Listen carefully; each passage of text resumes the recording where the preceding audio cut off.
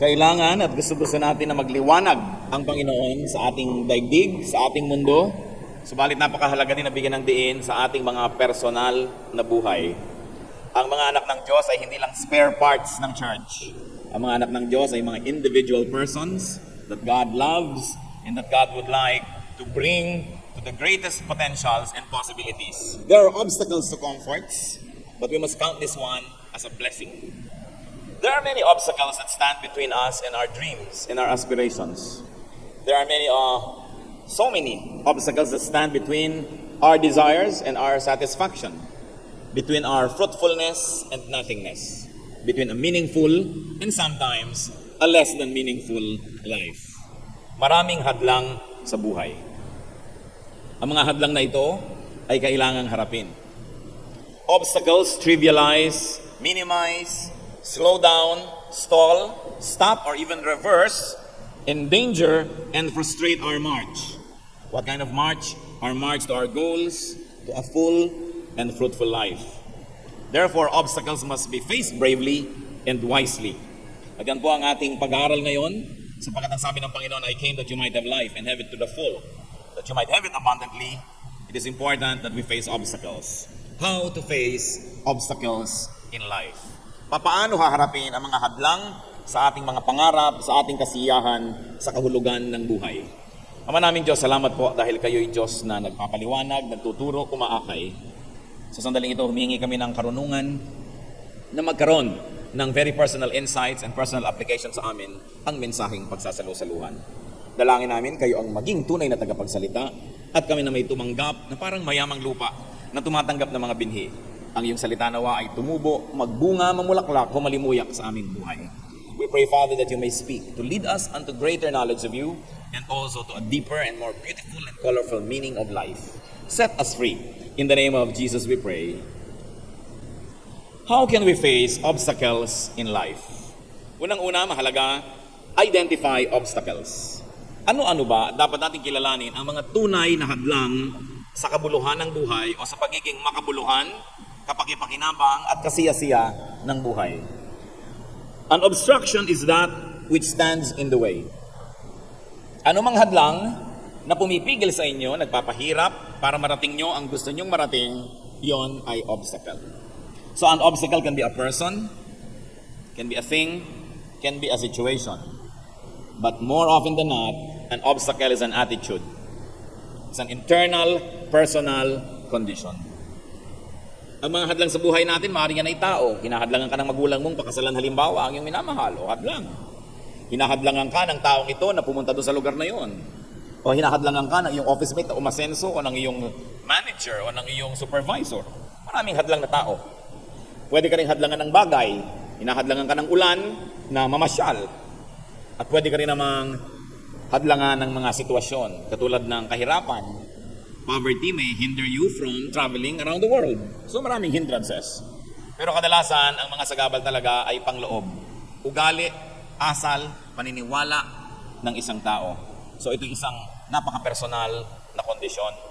O kaya, ang hadlang naman ay yung absence or lack of these factors.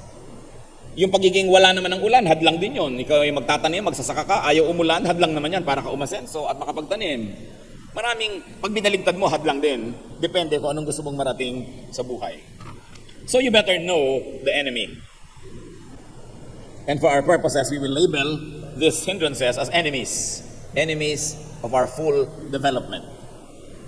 May example po ng pagkilala sa mga kaaway, katulad sa Numbers 13, 17 to 19. Noong sasakupin nila Moses ang kabilang bayan, ay nagpadala muna sila ng mga magmamanman doon.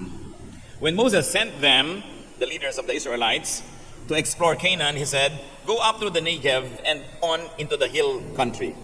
See what the land is like, and whether the people who live there are strong or weak, few or many. What kind of land do they live in? Is it good or bad? What kind of towns do they live in? Are they unwalled or fortified? So bago sakupin ang isang bayan, alamin muna ang kanilang kalagayan. So dapat kilalanin ang kalaban. At kung ituturing natin kalaban yung mga hindrances sa ating buhay, kilalanin yon. Identify real objects from just parts of the scenery. Kung minsan naman, hindi naman talaga obstacle tong taong to, akala mo lang pala, hindi mo lang naintindihan. Yung pala makakatulong sa'yo kung minsan. Hindi naman pala obstacle yung ulan o yung tag-araw o yung taglamig. Hindi naman obstacle na mahirap ka. Yung pa pala ang pagmumula ng iyong lakas. So kailangan kilalanin mo muna bago mo tawagin na obstacle. Ask God to make you see obstacles clearly. Because sometimes with godly eyes and with the revelation coming from the Spirit of God, you will realize that something is a very beautiful tool and not really an obstacle. Kaya sabi sa Psalm 5:8, lead me, O Lord. Kayong manguna. Turuan niyo ako mag-isip, turuan niyo akong sumuri ng aking kalagayan. 2 Kings 6:17, and Elisha prayed, O Lord, open his eyes so he may see. Then the Lord opened the servant's eyes, and he looked and saw. In other words, mayroong mga bagay na dapat makita, pero hindi nakikita ng lahat. Ipinanalangin pa ng propeta yung katulong niyang lalaki para makita ang dapat makita, at nakita nga. Kailangan natin ang tulong ng Diyos para makilala natin kung anong tunay na obstacle at ano ang hindi. Then, once you have seen the obstacles in your life, and I think by now, you must be imagining, ano nga ba mga obstacles ko to be the person that I really want to be? To do the things I really want to do. To accomplish what I really want to achieve. By now, nag-iisip na tayo ano mga obstacles yan. Remove obstacles that can be removed. So you can remove persons who are obstacles to you. Yung kaninang example ko na ayaw ng nanay mo sa iyong boyfriend, hindi naman ibig sabihin itutulak mo ang nanay mo sa pangin. Because by convincing your mother, you remove her as an obstacle and you probably put her in as an ally. So you see, there are many ways to remove a person. And the most primitive is literally removing a person from the scenery. But you can make a person change his or her mind with wise and with a blessed presentation. Remove persons. Remove things. Remove situations. But very importantly, change attitudes that hinder you. Because, brother, sister, you could be your biggest obstacle. Merong mga tao ang tagal-tagal nang gusto maging singer, ba't hindi kayo kumakanta? Nahihiya po ako, wala tayong magagawa kung puro kahiya ang gagawin mo sa buhay, kakamatayan mo na yan. Gusto ko maging ganoon pero baka hindi ko po magawa. Mostly, tayo po ay nalilimitahan ng mga bakod na tayo din ang naglalagay. Gustong-gusto ng isang may edad na babae na maglagay ng mga buhok na tirik-tirik. Ba't di nyo gawin? 51 na ako. Ano ngayon? Di ilagay nyo yung tirik-tirik para kayong Statue of Liberty. Magdala na rin kayo ng sulo. Di ba? Kaya mo pinipigil. Kasi pinipigil ko dahil sa edad ko, dahil sa ganito ko. Gusto nyo gawin, hindi naman pinagbabawal ng Diyos. Ba't di nyo gawin? So tayo ang naglalagay ng mga hangganan, ng ating mga fears, inferiority feeling, doubts, and very especially, people are not able to achieve much because they're afraid of rejection and failure. Kung aalisin po natin yung takot na mabigo, takot na hindi maunawaan ng marami, mas marami tayong magagawa sa buhay. So ano ang inyong mga limitasyon na inilagay nyo sa sarili nyo? Marami yon. Hindi ko ito magagawa kasi may asawa na ako, kasi may anak na ako, kasi ganito, kasi ganon. Sinong may sabi? Pag hindi Diyos ang may sabi, therefore pwede nyong gawin. Yung mga tradisyon ng tao, mga nakaugalian, nakasanayan, tao lang gumawa niyan. Hindi yan kailangan maging idol in your life. So, don't waste your life. Iisa lang ang buhay nyo dito sa balat ng lupa. Sa kabilang buhay, ibang usapan na yon. Pero dito, isa lang talaga yan. So, huwag nyo isakripisyo ang buhay na ito sapagkat inilagay tayo ng Diyos dito para maganap din ang dapat maganap, malasap ang dapat malasap, makain ang dapat kainin, mapuntahan ang dapat puntahan, mangyari ang dapat mangyari. And sometimes the biggest obstacle of a person, that which obstructs, is himself or herself. So alisin ang mga multo na tumatakot sa atin because you could be your biggest obstacle. Isang obstacle para mangyari sa buhay ang maraming magagandang bagay, nasa loob din, tulad ng mga bitterness. Ephesians 4:31, get rid of all bitterness, rage, and anger. Dahil kukulungin kayo niyan, kokontrolin kayo at sisirain kayo niyan. Isa pa napakalaki sa ating lahi, shyness. Nahihiya. Ba't tumigil ka ng kumain, gutom ka pa, nakakahiya? Bakit pagod na pagod ka, hindi ka maupo, nakakahiya? Ba't di ka nalang mamatay, nakakahiyang mabuhay? Diba? Anong ibig sabihin? Pardon me for living, hihingi ako ng tawad sa lahat ng tao dahil nabubuhay ako, dahil nandito ako sa planeta. You have a right to be here because you're a child of God. So huwag kang laging nakakahiya, hindi yata pwede. Baka ako makaabala. Talagang gano'n, nagkakaabalahan ng mga tao paminsan-minsan. Baka hindi nila magustuhan ang gagawin ko. Kahit anong gawin mo, merong hindi makakagusto. So gawin mo na lang yung gusto mo. Pagka ginawa mo ito, ayaw nung kabila. Pag ginawa mo yung kabila, ayaw nung nandito. So ang gawin mo na lang yung gusto mo, basta hindi labag sa kalooban ng Diyos. Makakalaya ka pa. Ang mahirap po yung buhay na isinakripisyo mo para lang may matuwang iba. Pero habang natutuwa sila, meron din namang hindi natutuwa because you cannot please everybody. So you might as well please God and yourself. And then let the others be pleased or not. If they are not pleased with you, that's their problem because they have their own life to live and to please themselves with. Pero huwag niyong gagawin na ang buhay niyo, props lang para magpaligaya ng iba. Paligayahin nila ang sarili nila at kung nalulungkot sila na maligaya kayo, problema nila yon. Sabi ni Lord, I came that you might have life and you might have it to the full. Hindi tayo binuhay ng Diyos para isakripisyo lang sa mga pangarap ng iba, sa values ng iba. Ang Panginoong Hesus ang nagsakripisyo ng kanyang sarili para tayo palayain. Sabi niya, the truth sets free. And it's not only a religious freedom, it's not only a spiritual freedom, it's freedom in every aspect of life as long as you do not break the very clear, and may I say the very few laws of God. Most of the things that limit us are just laws of men, laws of religions, but not really the law of God. So know God and be happier, be more free. Lagi kong inuulit-ulit, mas mahigpit at mas malupit ang relihiyon kaysa sa Diyos. Kaya mahalaga, malampasan din natin yung mga religious baggage at magkaroon tayo ng one-on-one relationship with God. Because your life is precious, it must never be misused, it must never be sacrificed for the sake of your audience. Meron kang kilala, naiinis pag nakasuot ka ng tangerine, di huwag siyang magsuot ng tangerine, pero kung gusto mo, isuot mo. Nasisilaw siya, mag-sunglasses siya. Hindi pwede na, naku, may ma-offend, may ma-offend. Alam nyo, kahit anong gawin nyo, magpakabanal-banal kayo, may ma-offend pa rin. Ang mahalaga, matutulog kayo sa gabi, haharap kayo sa Diyos, at alam nyo, di nyo nilabag ang kanyang kalooban. Kung may na-offend sa inyo, problema nila yon. But of course, we can be nicer and kinder, but not to the point of wasting your life for the happiness of an audience. You must decide to remove obstacles. Kailangan yan. Magpayo tayo. Kailangan tiyakin nyo, aalisin nyo. And after deciding, many things will be much easier. Mga kapatid, ang mahirap lang yung magpasya, aalisin ko ang obstacle. Katulad ba, meron kayong kapatid, above 40 na kayo pareho, sobra pa siyang bossing sa buhay mo, hirap ka na oppressed ka na, o kaya ng tiya mo na 15 years lang naman ang edad na tanda sa'yo, o kahit sarili mo pang magulang. Ang tanda-tanda mo na, control ka pa niya, hirap na hirap ang iyong buhay, puro pagtitiis, kaya tuloy nagkakaroon ka ng pimple kahit overage ka na, kakaroon ka ng mga bukol-bukol, mga pantal-pantal, alam niyo yan, mga hindi maibulalas na inis. Pwede yung sabihin sa kapatid nyo o tiyan nyo o nanay nyo, may edad na po ako, nasa tamang gulang na ako, gagawin ko ang gusto kong gawin, basta hindi labag sa batas ng Diyos at tao, at kung ayaw nyo yung ginagawa ko, huwag kayong tumingin. At sa lagay, mabubuhay kayo para lamang kontrolin ng iba. Kung kayo 15, 16, 10, 20, 25, pwede pa. Na tayo lagi nagde-defer dyan sa ating mga elders at kung sino-sino. Pero dumarating ang panahon na pare-pareho na lang kayo ng alam kahit mas matanda siya. So hindi kayo kailangan maging tau-tauhan at anino ng sino man because you must report directly to God. Masyadong maraming naaapi at kawawa ng mga tao, lalong-lalo sa mga very paternalistic o maternalistic societies. 50 years old na, 40, 60, hindi pa makabili ng bag kung hindi nagpapaalam sa nanay o sa ate o kung kanino. Uuwi ng medyo alas 9 na ng gabi, nasisita pa. Sabi niya, sa tanda ko na ito, wala nang mangre-rape sa akin. At kung meron, baka nga kaya ako kalat ng kalat. Kasi masyado tayong mag-control ng tao. And you know, when you see the Lord Jesus at work, when you see the Lord Jesus read the Gospels, ang laki-laki ng kanyang ministry of setting people free. Dami-dami niyang pinapalaya dahil kinokontrol ng lahat, ng lipunan, ng templo, ng economy, ng elite. Sabi niya, you must be free. Sa palagay niyo, bakit sinabi niya doon sa mayaman na lalaking gustong sumunod sa kanya? Ibenta mo muna lahat ng kabuhayan mo, ipamigay mo, at saka kasumama. Alam niyo kung bakit? Kasi ayaw niya na magkaroon na naman ng boss. Dagdag na boss yung kanyang mga followers dahil may sumaling mayaman. Kasi sabi, humirap ka na lang katulad namin para tabla-tabla nang hindi ka amo-amo dito. Kasi pinapalaya ng Panginoon ng mga tao sa sobrang daming amo sa buhay.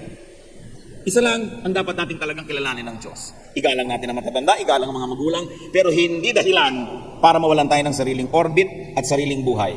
At kung meron kayong ganong tiya, ganong kapatid, ganong kamag-anak, minsan lang sabihin nyo, pinapalaya ko na ang sarili ko sa pagdidikta mo, ate.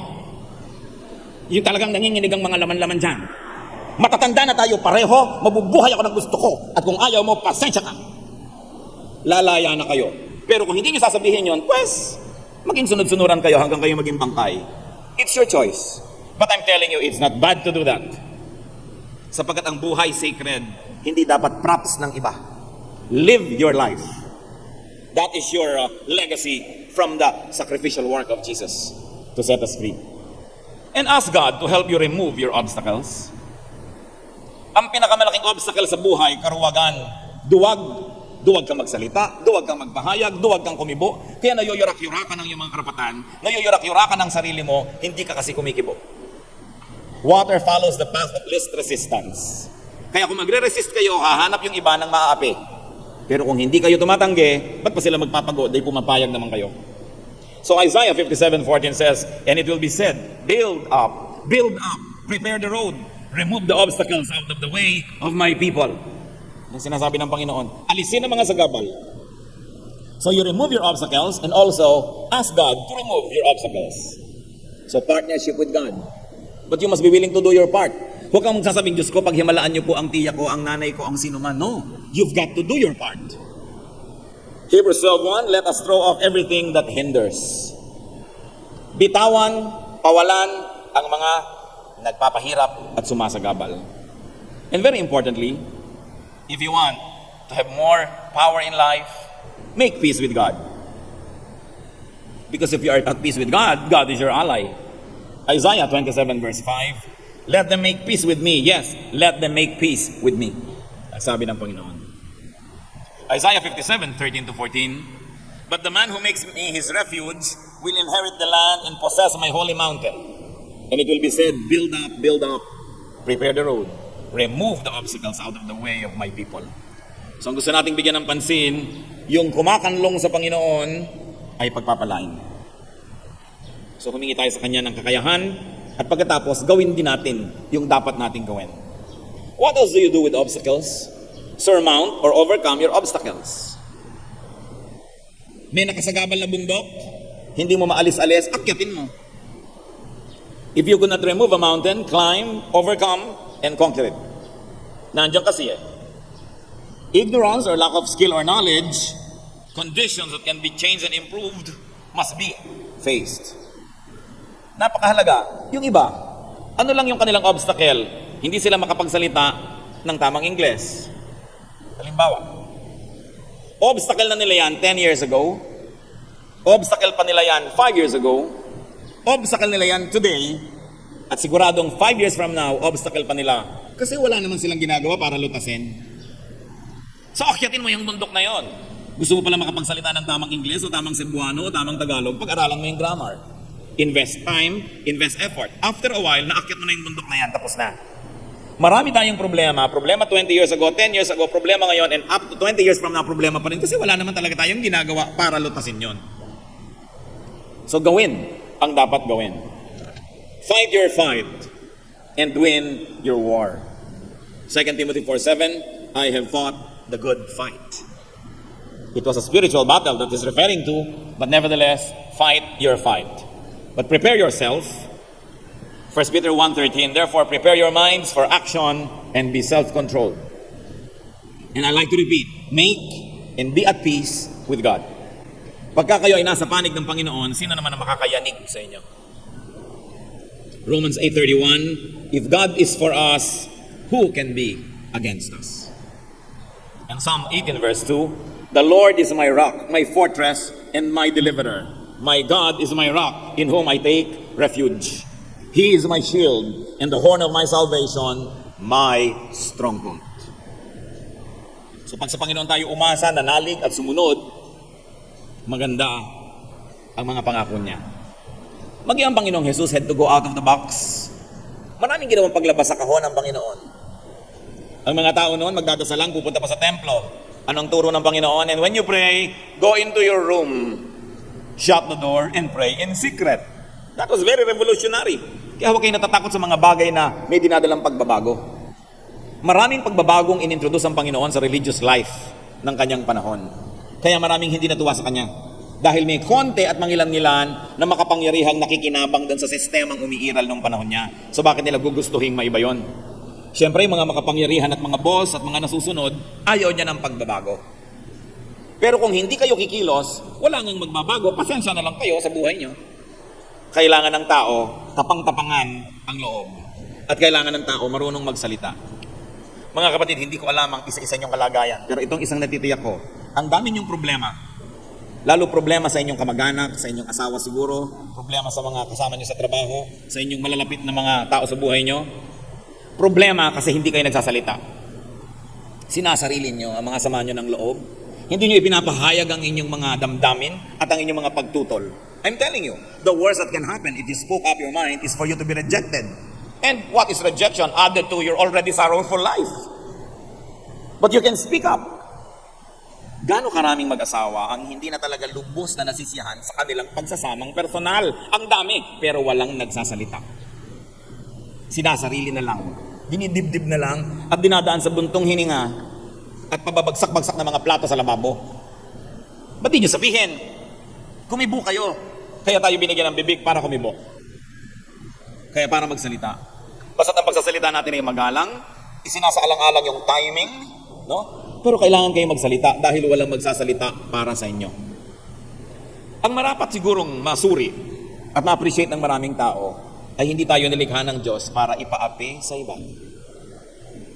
At hindi rin tayo nilikha para mang-api. So kailangan marunong ka rin na gumalang sa iba, pero kailangan hingin mo rin na igalang kanila. Magsalita kayo. Ang dami-daming frustration ng mga Pilipinas sa kanilang mga kamag-anak, hindi masabi. Magsalita kayo, magpakatapang kayo. Ba't yung iba kailangan pa maglasing para magsalita? You know ba? Why? Because we were not trained to speak our minds out. Ang bata-bata mo pa, huwag kang sasagot. Huwag kang kikibo. Hindi magandang training yan. Hayaan nyo magsalita, basta magalang. At kung sila ay under your care because you are the parent, mga anak na nagsalita, hindi sila sang-ayon sa inyong policy, na ipahayag nila, na ipaliwanag, hindi pa rin kayo convinced, well, the authority rests with the parents. So you say, well, I have heard your point, but still, itong gagawin natin. Pagtanda mo, ma-appreciate mo itong pinapagawa ko sa'yo. Pero pakinggan, hindi masama na magsabi ng nararamdaman. Ang nagpapasama ay yung paraan ng pagsasabi. Kung dinadaan sa dabog, o kaya nagiging hindi magalang, o kaya ay magaspang ang ating pagsasabi, yun ang hindi maganda. But we should encourage so many people to speak up. The truth sets free. Ask God to help you surmount your obstacles. Meron kayong kakausapin, meron kayong aakyatin na bundok, ask God to help you. Psalm 18 verse 6. In my distress I called to the Lord. I cried to God for help. And Proverbs 3:5-6, trust in the Lord with all your heart and lean not on your own understanding. In all your ways acknowledge Him and He will make your paths straight. Ipagtiwala sa Panginoon. Ipanalangin ang timing, pero kumibo kayo. If you cannot climb your obstacle, well, circumvent your obstacle, go around it, avoid it. May mga bundok na marapat akyatin, pero may mga bundok na hindi. Tulad ni Magellan. Halos 600 taon na, pinatutunayan niya na makakarating sa silangan sa pamamagitan ng paglalakbay pakanluran. Gusto niyang mapatunayan na mararating ang silangan, pero nung ang kanya mga galeon ay nakakita ng napakahabang landmass ng South America, parang walang katapusan ang haba ng lupay na ito, alangan namang akyatin niya yung bundok. So anong ginawa niya? Niligid ang buong continent ng South America, at doon sa kaduluduluhan na malapit na halos sa South Pole, ay saka uli lumiko at nakarating sa Samar at nataga sa Mactan. Siya kasi, lalakbay-lakbay siya, no? Pinapakialaman niya ang hindi kanya. So nakita niyo si Magellan, tumutol. Lupa niya, kinukuha ng iba. Pero anong nangyari sa higit maraming mga Pilipino? Sa katagalan, sumuko na rin. Ayan, na-conquer na api. Kaya nagkaroon ng mga nolimitangi rin, nagkaroon ng himagsikan. Kasi may mga naapi eh. Wala namang naaapi kung walang nagpapaapi. Kapatid, kung api ka, isa lang ang masasabi ko sa'yo, nagpapaapi ka kasi. So huwag mong sisihin ang nang-aapi sa'yo. Human nature yon, lahat ng pwedeng apakan, naapakan. Pero pag nakita na naglalagab-labang mata mo, hahanap yan ng ibang aapakan. So kung may aapak-apak sa inyo mga kapatid, huwag layuan ang paningin. Tingnan nyo, sabi mo, saan ako nagkamali? Bakit ako ginagani-ganito? Kasi pumayag kayo. So, circumvent your obstacles. Be creative in solving your obstacles. But choose your battles. Choose your warfare. And choose your approach. Sa Luke 14:31-32, sinasabi, bago makidigma ang isang hari, pinag-aaralan niya muna, at kung siya'y matatalo, hindi na lang siya nakikidigma, nakikipag-peace na lang siya. May sense. Most obstacles can be surmounted. Akala nyo yung mahirap kausapin na tao, isang kausap lang pala, natapos ang problem nyo. Ang tagal nyo pa nagtiis. Sa atin naman po kasing mga Pilipino, sapagkat malalaki ang ating puso at pangunawa, halos lahat nakukuha sa usapan. So, makipag-usap kayo. Gawin nyo ang magagawa. Situations can be changed. There are only very few situations that cannot be changed. So accept them. But change most of the situation you're not happy with. Do not be a disabled person. Be other-abled. Alam mo, may problema kayo sa height. Siyempre, huwag na kayo sumali sa beauty contest. Hindi kayo mananalo. Huwag na nyo nang piliin na maging stewardess. Pwede kayong humanap ng ibang trabaho, ng ibang career, na magiging asset ninyo yung what many think as a liability. Tingnan niyo po si David. Teenager, nagpa siyang labanan si Goliath, fully armored ang laki-laking tao, dahil walang lumalaban sa kanilang mga hukbo, na insulto na ng gusto si David para sa Diyos ng Israel, at lalabanan niya. Sapagkat ang laki-laki nung si Goliath at nakabihis pa ng mga bakal na armor, ang bibigat ng mga sibat, mayroon pang mga shields, ginawa ng hari ng Israel, ibinigay kay David ang kanyang shield, ang kanyang sword, ang kanyang lahat. At nung isukat ni David, sabi niya, nako, bibigat lang ako. At ano po ang ginawa niya? Binitawan niya yung mga high-tech weapons of his time. And he went to the river and found a few smooth stones. Namulot ng mga batong makikinis at inilabas yung kanyang tirador, yung slingshot. At nung makita siya ni Goliath, sabi niya, aba, iniinsulto mo ba ako? Anong kalaban mo, aso? Mukhang patpat lang yata ang dinala mo. Pero what seemed to be his weakness became his strength. Kasi gamay niya yun eh. So lahat po tayo may strength. Kapatid, nagmumukha ka lang weak kasi kinukumpare mo ang sarili mo sa iba na merong nakikita kang strength. Hindi mo nakikita ang strength na ibinigay sa'yo ng Diyos. Diyan tayo pantay-pantay. Binigyan tayo lahat ng Diyos ng kakayahan. Ang mahalaga, huwag kang tumingin sa kakayahan ng iba at manliit sa iyong sarili. Kundi tingnan mo kung anong mabuting ibinigay sa'yo ng Diyos at yun ang i-cultivate mo. Lumagay ka lang sa tamang lugar, mamumulaklak ka. Kung cactus ka, huwag ka sa tubigan. Kung water lily ka, huwag ka sa disyerto. Kung ikaw ay waling-waling, huwag ka doon sa arawan. Ikaw ay bougainvillea, huwag ka sa lilim. Lumagay ka lang sa lugar, makikita mo ang magagandang bagay na ibinigay sa'yo ng Diyos. Pero bakit hindi tayo makalagay sa lugar? Kasi nadadaya tayo ng media, kinokopya natin lahat yung model. Alam niyo yung mga model, lagi mga lalaki na mga katawan na ganyan, mga 3 araw na hindi kumakain yung pag magpipictorial para lumubog yung mga taba-taba nila. Pero yan ay halos himatayin na sa uhaw. Yung nakikita nyo ang gagandang mga mukha, isang tambak na mga eskayola ang inilalagay dyan, mga masilya, mga kung ano-ano. Hindi talaga sila ganyan sa totoong buhay. Kopya tayo ng kopya ng mga model ng media, mga icon. Hindi naman sila mga ganun talaga. Anong sabi ni Cindy Crawford? When I'm at home, I don't look like Cindy Crawford. Sinabi niya. So napapalitan ng itsura, napapalitan ng maraming bagay. Piliin nyo kung anong pwedeng palitan at yung hindi talaga tanggapin nyo ng buong puso kasi magreklamo kayo sa buhay. Because that can be your uniqueness. Napapaganda ang tao. Lalo't kung may pampaganda ka, kasalanan na ngayong hindi maging maganda. Dahil nababago ang lahat. Tingnan nyo ang mga litrato ni Oprah Winfrey mga 10 years ago. Parang bagong baba sa puno. Di ba? Pero tingnan nyo ngayon, ganun kalita sa retouch. Ganun pala nangyayari. So kung gusto nyo huwag kayong magmukhang bagong baba sa puno, gumawa kayo ng paraan. Huwag lang kayong mangarap at humanga sa iba. Do something. Reverse the force of your obstacles. Ang mahuhusay na kapitan ng barko, nakakaibigan at nagagamit ang anumang uri ng hangin. An able ship captain can put even the fiercest wind to good use. Therefore, engineer the forces around you to your advantage. Huwag kang magmukmuk lagi. Even bacteria can be made friendly when used for inoculation. Nakita niyo yung mga mikrobyo? Kumukuha sila ng konti-konti. Yan ay tinuturok sa inyo yung mga anti-tetanus. Actually, tetanus yung tinuturok sa inyo. Anti-TB, TB yung itinuturok sa inyo. Anti-venom, venom yung itinuturok sa inyo. Pero konti lang. Kasi kaya niyong talunin, nagiging kaibigan nyo. Ano mang bagay na mukhang kaaway, pwedeng maging kaibigan. Turn every disadvantage to an advantage. Just like the best way to beat an enemy is to turn him into a friend. So look at your situation and see what advantages you could have. Through reversing his attitude, even the Apostle Paul turned his thorn in the flesh into a blessing. Interestingly, ito pong si Paul ay merong sinasabing thorn in the flesh.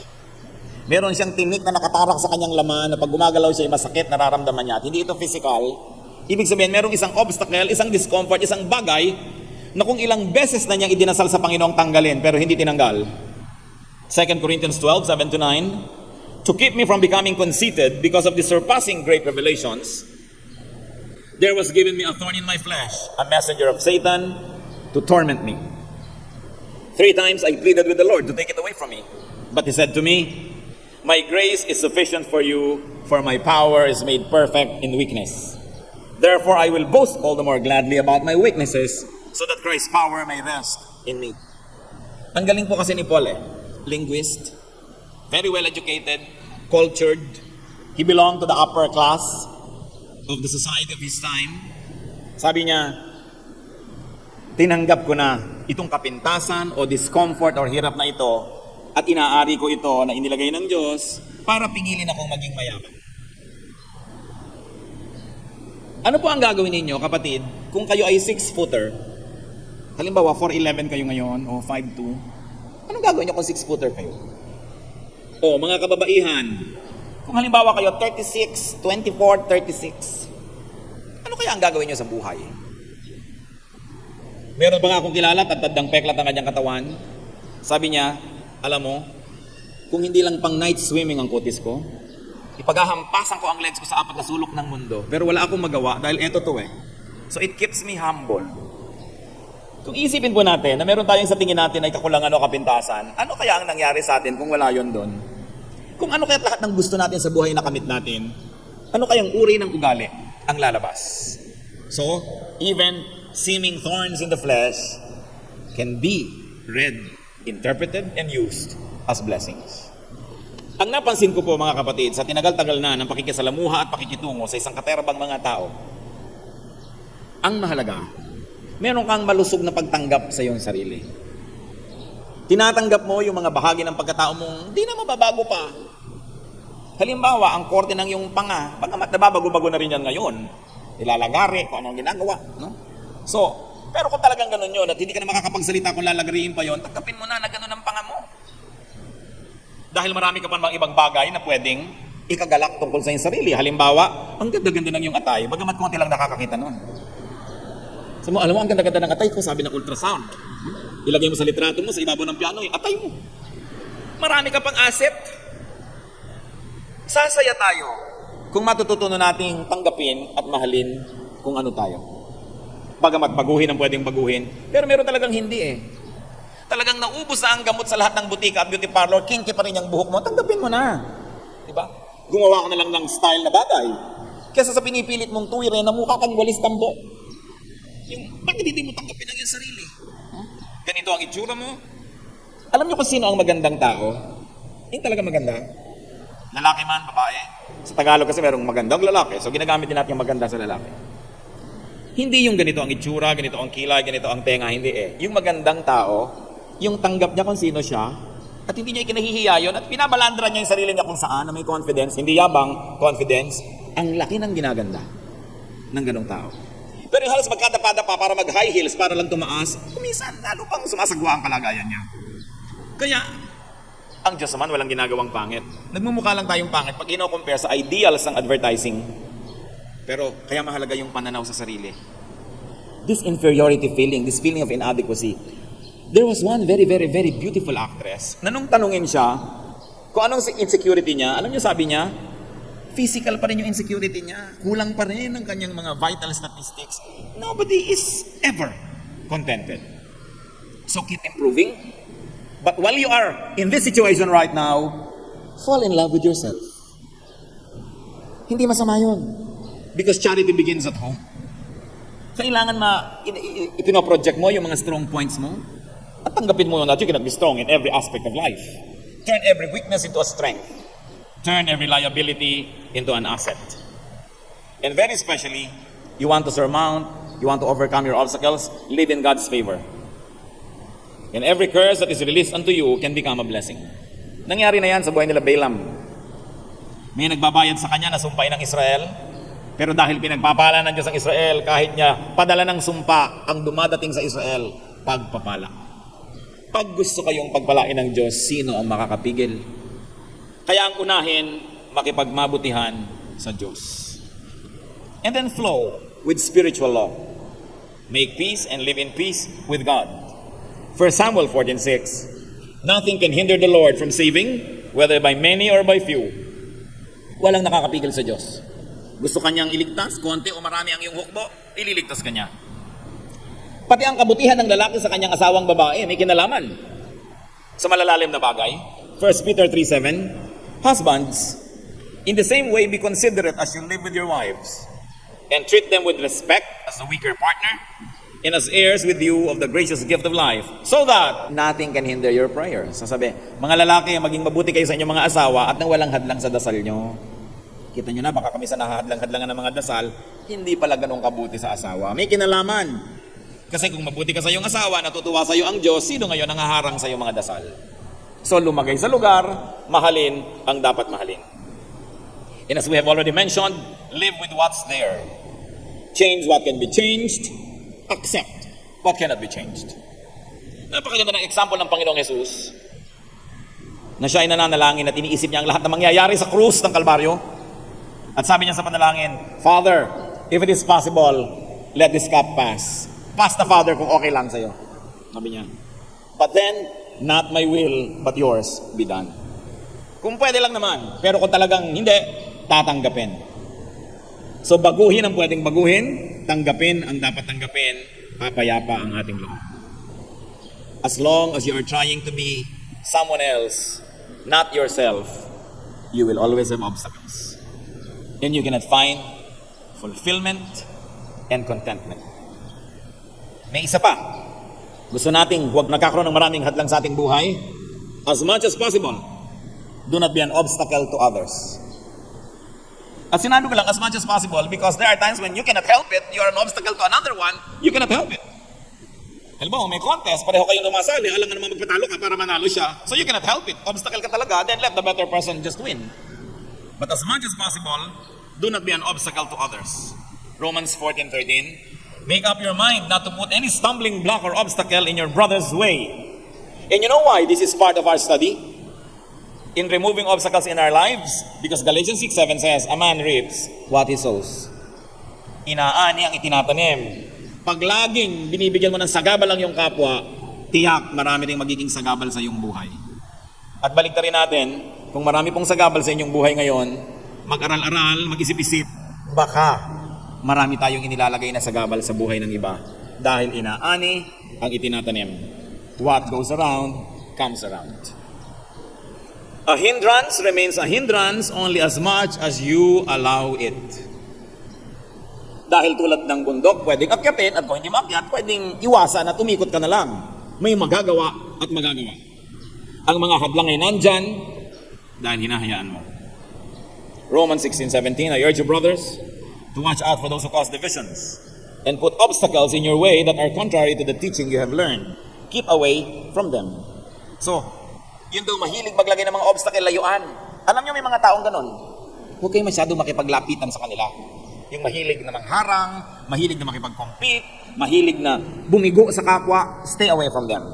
In Acts 28:31, boldly and without hindrance, he preached the kingdom of God and taught about the Lord Jesus Christ. Now, why are we including this in our study? Because it is your decision not to have a hindrance. Hindi madaling ituro noon ang kingdom of God at ang Panginoong Jesus kontra sa prevailing religious winds. Pero sabi, boldly and without hindrance. Totoo ba yun? Without hindrance? Ang daming hindrances. Pero, hindi tinanggap ng preacher yung hindrances. Nilampasan niya, kaya wala siyang hindrance. Ang mga hindrance nyo ngayon, mga kapatid, hindrance lang dahil pinapayagan nyo. Pwedeng lampasan. Aming Diyos, nagpapasalamat kami sapagkat kayo Diyos na maibigin sa amin at gusto nyo kaming lumaya. Ipakita nyo sa amin, Panginoon, ang kalagayan namin. Kung meron kami mga kulungan, mga bakod, mga tali, na hindi naman dapat na nandun, kaya lang pinapayagan namin. Ituro mo sa amin ang makadiyos, tamang paraan upang kalagan ang aming mga sarili, at ganun din, payagan ng iba na hinahadlangan namin, ikinukulong at itinatali namin na makalagan din sila. Kung paano po namin gusto, Panginoon, na maging malaya, habang sumusunod sa iyo mga batas lamang, nawa ganun din na ibigay namin pribilehiyo sa kapwa namin, palayain din namin sila. Lalong-lalo yung mga nasa ilalim ng aming impluensya o kaya kapangyarihan. Teach us to value freedom because it comes from you. Palayain mo yung mga anak, Panginoon, bigyan mo ng karunungan na malampasan ang mga hadlang sa kanilang mga pangarap, ang mga hadlang sa mabubuti nilang gustong gawin, mga hadlang upang sila'y maging mga mabunga, masasaya, at matitiwasay na mga tao. Ituro mo sa amin ang mga ugali namin na nagpumipigil sa aming mga sarili at ganun din sa aming kapwa. Nawa, Panginoon, higit sa lahat, ipakita mo sa amin ngayon kung meron kami mga inaapi, pinipigil, kinokontrol, gayong hindi naman kami Diyos. Teach us not only to set ourselves free, but also to let others be free. While surrendering ourselves to your moral law, teach us, O God, to enjoy life to the fullest. Magbulay-bulay tayo mga kapatid. Hindi aksidente ang mga ganitong bagay ay sumasagi sa ating isipan. Ang kalooban ng Panginoon, ang bawat isa, marating ang pinakamalayong pwedeng marating. Magawa ang pinakamaraming pwedeng gawin. Maranasan ang pinakamabubuting karanasan sa buhay. But you have to be decisive. You have to set yourself free. You have to be brave. And you also have to be generous. And you must also grant freedom to other people. Magbulay-bulay tayo at makipagniig sa Espiritu ng Diyos sa ilang saglit ng katahimikan.